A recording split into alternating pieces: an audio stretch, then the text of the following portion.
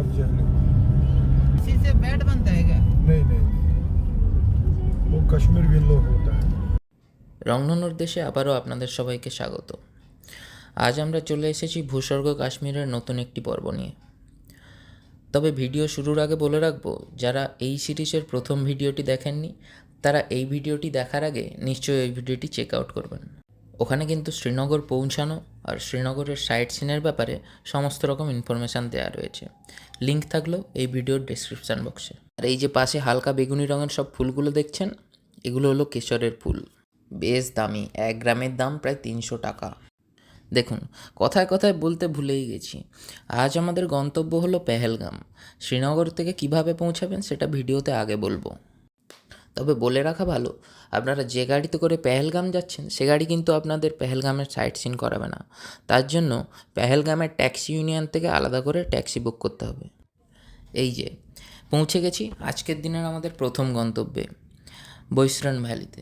Baisaran valley কিন্তু Pahalgam taxi stand থেকে অনেকটাই উপরে। তাই আমি বলবো ওখানেই ঘোড়াওয়ালাদের সঙ্গে কথা বলে একটা ঘোড়া ঠিক করে নিন। হ্যাঁ, পায়ে হেঁটেও উঠতে পারেন, তবে আমার মনে হয় ঘোড়া নেওয়াটাই বেটার হবে, কারণ রাস্তার অবস্থা খুব একটা ভালো নয়। ডিসেম্বর থেকে মে মাসের মধ্যে এলে কিন্তু অবশ্যই ঘোড়া নিয়ে উঠবেন, কারণ তখন বরফের নিচে নিচু কোনো জায়গায় পা পড়ে গেলে দুর্ঘটনা ঘটার একটা সম্ভাবনা থেকে যায়। আর ঘোড়াওয়ালাদের সাথে ভালো করে কথা বলে নেবেন। ওরা কিন্তু প্রথমে অনেক টাকার কথা বলবে, কিন্তু আপনারা 1,500 টাকার 1 টাকাও বেশি দেবেন না। আর বার্গেনিং করলে এর থেকেও কমে হতে পারে। আর আমি বলবো বৃষ্টি হলে কোনোভাবেই হেঁটে ওঠার চেষ্টা করবেন না, কারণ বৃষ্টিতে এই রাস্তা আরও ভয়ানক হয়ে যায়। তবে ঘোড়ায় করে উঠতেই পারেন, তাতে কোনো সমস্যা নেই। একসঙ্গে ঘোড়ায় করে ওঠার সময় ঘোড়াগুলো একটু এদিক ওদিক হবে, তবে ভয় পাওয়ার কিছু নেই, সবশেষে ওরা একই জায়গাতেই আপনাদের পৌঁছে দেবে। বেশিরভাগ অংশটা হেঁটে হেঁটে গেলেও ঘোড়াগুলো কিন্তু কিছুটা অংশ একটু দৌড়ে দৌড়েই উঠবে, তবে ভয় পাওয়ার কিছু নেই, আপনাদের কিন্তু ওরা অক্ষতভাবেই পৌঁছে দেবে। এই যে কথা বলতে বলতেই পৌঁছে গেলাম আজকের আমাদের প্রথম গন্তব্য বৈশরণ ভ্যালিতে। চারিদিকে বরফের পাহাড় আর পাইন গাছে ঘেরা এই খোলা জায়গায় বৈশরণ ভ্যালি। ডিসেম্বরের পরে গেলে আপনারা কিন্তু এই ভ্যালির একটা আলাদাই রূপ দেখতে পাবেন। পুরো ভ্যালি তখন বরফের চাদরে মোড়া থাকবে। পাইন গাছের পাতাগুলোও তখন বরফের ভারে আপনার দিকে মাথা নুইয়ে থাকবে। আর দূরের পাহাড়গুলোর কথা নাই বা বললাম।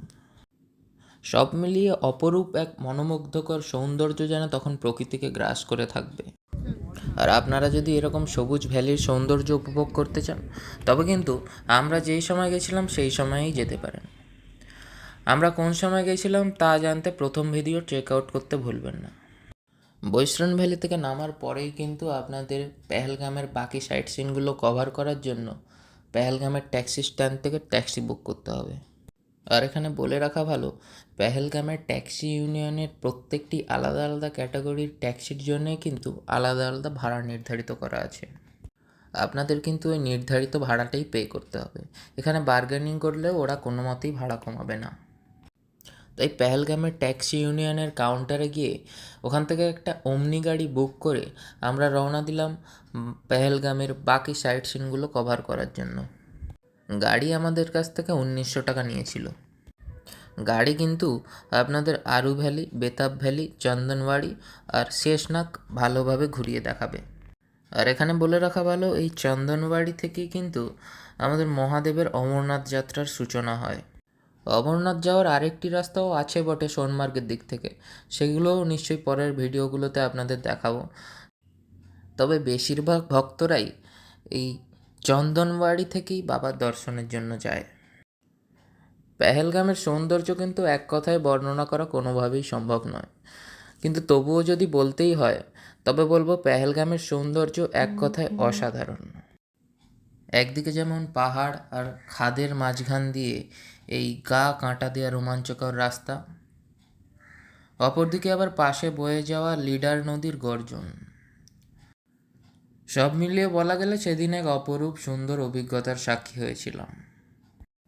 আপনারা সবাই জানেন অমরনাথ যাত্রা কিন্তু জুন মাসের মাঝামাঝি থেকে শুরু করে জুলাই, আগস্ট, সেপ্টেম্বর মাস হয়ে অক্টোবর মাসের মাঝামাঝি সময় অবধি চলে। আমরা গেছিলাম নভেম্বর মাসে, তখন কিন্তু অমরনাথ যাত্রা বন্ধ ছিল, তাই আমরা চন্দনবাড়িতে বেশি উপর অবধি যেতে পারিনি। হ্যাঁ, যেতে পারবেন, তবে ওই গেট অবধি, এর উপরে আর যেতে দেবে না। এই যে এটা হলো আরু ভ্যালি। এখানেও কিন্তু ঘোড়ায় করে উপরে ওঠা যায়, কিন্তু আমি বলবো ঘোড়ায় করে উপরে না ওঠাই ভালো। কি এই ছবিটাকে চিনতে পারছেন? ক্যালেন্ডারে দেখেছেন তো? কিন্তু ক্যালেন্ডারে দেখা আর চোখে দেখার মধ্যে অনেক ফারাক। পারলে সময় করে একবার ঘুরেই যাবেন, ভালো বই কি খারাপ লাগবে না তার গ্যারান্টি দিতে পারি। এটি হলো বেতাব ভ্যালি। শারীরিক কিছু অসুস্থতা আর সন্দেহ হয়ে যাওয়ার কারণে আমরা বেতাব ভ্যালিতে নামিনি। তবে ড্রাইভার সাহেবের কাছ থেকে যা শুনেছি, এক কথায় বললে বেতাব ভ্যালি নাকি অপূর্ব। তাই আমি আপনাদের সাজেস্ট করতে চাইবো, আপনারা কিন্তু আগের সাইট সিনগুলো একটু তাড়াতাড়ি কভার করবেন, না হলে পরেরগুলো মিসও হয়ে যেতে পারে। তো এবারে বলেই ফেলি, শ্রীনগর থেকে কিভাবে পেহেলগাম যাবেন, কতদিনের ট্যুর প্ল্যান করবেন, হোটেল কোথায় নেবেন, আর কত টাকারই বা হোটেল নেবেন। প্রথম প্রশ্নের উত্তরে বলবো, আপনারা কিন্তু আপনাদের শ্রীনগরের হোটেল মালিকের সঙ্গে কথা বলে ট্যাক্সি বুক করে নিতে পারেন, অথবা শ্রীনগরে অবস্থিত পেহেলগাম ট্যাক্সি স্ট্যান্ড থেকেও আপনারা ট্যাক্সির বুকিং করতে পারেন। যদি ট্যাক্সি স্ট্যান্ডে এসে ট্যাক্সি বুক করেন, তবে কিন্তু আপনাদের বার্গেনিং করার একটা সুযোগ থাকবে। আর এই ফাঁকেই বলে রাখি, আপনারা কিন্তু পেহেলগামের ট্যুর প্ল্যান দুভাবে করতে পারেন। প্রথমটা হলো সকাল সকাল শ্রীনগর থেকে বেরিয়ে ট্যাক্সি ঠিক করে ওই দিনই পেহেলগামের সব সাইট সিন করে ওই দিন রাতেই আবার শ্রীনগরের হোটেলে এসে থাকা। আর দ্বিতীয়টা হলো পেহেলগামে গিয়ে ওই দিন সন্ধ্যের মধ্যেই সাইট সিন কমপ্লিট করে নিয়ে রাতে পেহেলগামে স্টে করা। সেক্ষেত্রে ট্যাক্সি ড্রাইভারও আপনার সাথেই স্টে করবে। প্রথম প্ল্যানের জন্য ট্যাক্সি ড্রাইভার আপনাদের কাছ থেকে 6,000 টাকা নেওয়ার জন্য বলবে, কিন্তু বার্গেনিং করলে তার থেকেও কম হতে পারে। আর দ্বিতীয় প্ল্যানের জন্য ট্যাক্সি ড্রাইভার আপনাদের 7,000 টাকা বলবে, তবে আপনারা বার্গেনিং করলে সেটা 6,000 অবধি আসতে পারে। আর যদি হোটেলের লোকেশান নিয়ে কথা বলি, তবে আমি বলবো আপনারা একটু অফবিট লোকেশানেই হোটেলটা নেবেন। আর যাতায়াত নিয়ে কোনো সমস্যা হবে না, কারণ শ্রীনগর থেকে আসার সময় ট্যাক্সি ড্রাইভার আপনাকে হোটেলেই ড্রপ করবে। আর সাইট সিনের থেকে আসার সময়ও যে পেহেলগামের ট্যাক্সি আপনি বুক করেছিলেন, সেও আপনাকে হোটেলেই ড্রপ করে দেবে। অফবিট লোকেশনে হোটেল নিতে বললাম কারণ অফবিট লোকেশানে হোটেলের ভাড়াগুলো একটু কম হয়। আর হোটেলের ভাড়া নিয়ে বলছি যখন, বলেই ফেলি, আমরা অনলাইনে হোটেল বুক করে গিয়েছিলাম, আমাদের 1200 টাকা পার নাইট পড়েছিল। আপনারাও দেখলে 1500 টাকা পার নাইটের মধ্যে খুবই ভালো হোটেল পেয়ে যেতে পারেন।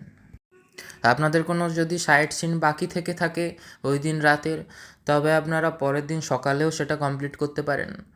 আর যদি কমপ্লিট হয়ে থাকে, তবে সকালে একটু এদিক ওদিক ঘুরে সাথে সাথেই আপনারা শ্রীনগরের জন্য বেরিয়ে আসতে পারেন। আর পেহেলগাম থেকে শ্রীনগরের দূরত্ব কিন্তু প্রায় 100 কিলোমিটার, যেতে ওই প্রায় 3 ঘন্টা মতো সময় লাগবে। তাই শ্রীনগর থেকে বেরোনোর দিন যত সকাল সকাল বেরোবেন ততই ভালো। ये जगह का नाम क्या है? इसका राफ्टिंग पॉइंट, हैं? Rafting point. Rafting point. यहाँ राफ्टिंग होता है? हाँ, हाँ, इस वक्त कहाँ होगा, पानी नहीं, ये जून जुलाई में होता है। हाँ। ये इतना बहुत सारे होटल भी हाँ, ये होटल है ना। এই লিডার নদীতেই কিন্তু র্যাফটিং করা যায়, তবে আমরা যখন গেছিলাম তখন নদীতে জল না থাকার কারণে তো সম্ভব হয়ে ওঠেনি। আপনারা যদি মে জুন মাসে এসে থাকেন, তবে খুব ভালোভাবেই র্যাফটিং করতে পারবেন।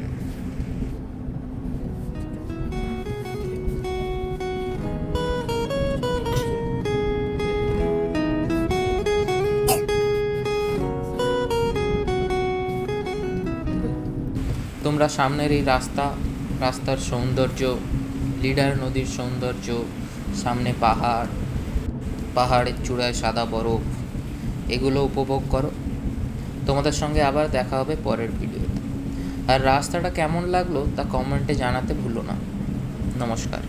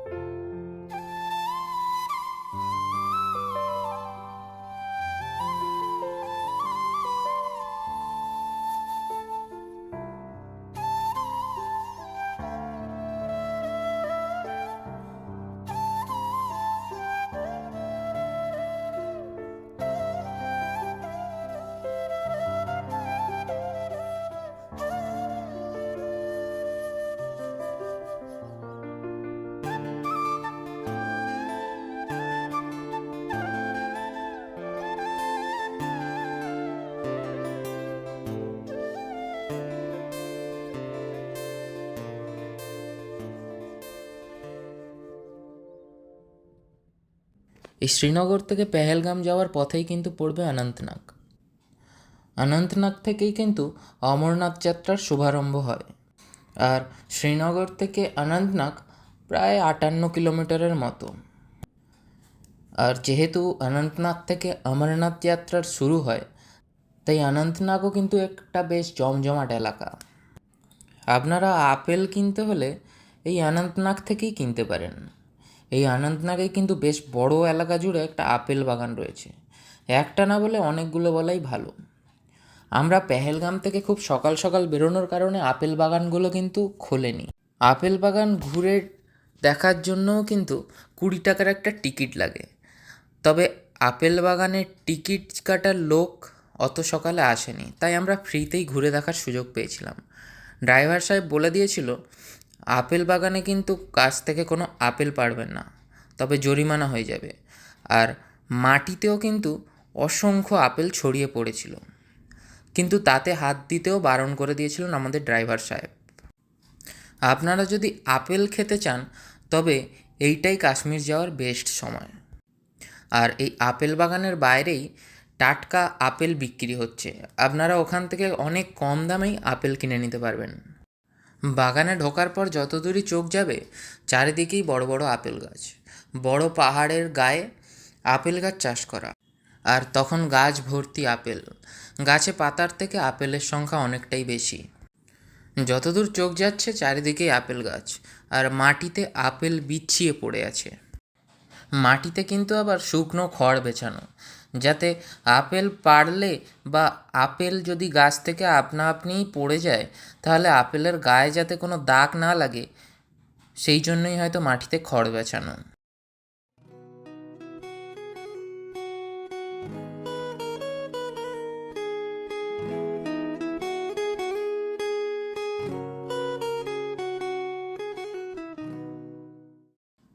গাছে হয়ে থাকা টাটকা রসালো আপেলগুলো দেখে লোভ হয়েছিল বটে, তবে ড্রাইভার সাহেবের কথা শুনেছিলাম, তাই আপেলে গাছে আর নিচে পড়ে থাকা আপেলে আমরা হাত দিইনি। ড্রাইভার সাহেব বলেছিলেন যে নিচে পড়ে থাকা আপেলগুলোও গুঁড়োবেন না, ওগুলো কিন্তু আপেল বাগানের মালিকরা গুঁড়িয়ে বিক্রি করে। তাই কোনো আপেলে হাত না দিয়েই ফটোগ্রাফি কমপ্লিট করে আমরা বেরিয়ে এলাম আপেল বাগান থেকে।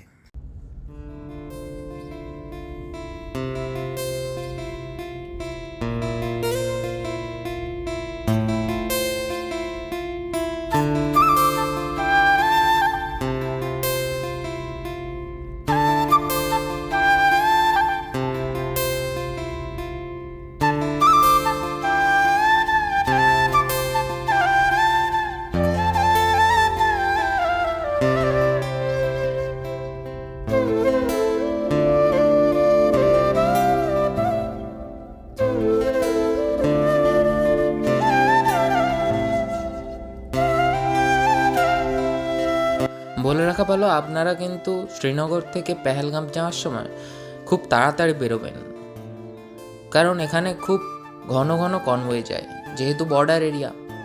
আর পেহেলগাম থেকে শ্রীনগর আসার দিনও পেহেলগাম থেকে একটু সকাল সকাল বেরোবেন, কারণ কনভয়ে যাওয়ার সময় গাড়ি যদি একবার জ্যামে পড়ে যায় তাহলে কিন্তু অনেকটাই দেরি হয়ে যেতে পারে, তাই সেক্ষেত্রে আপনারা সমস্যায় পড়ে যেতে পারেন।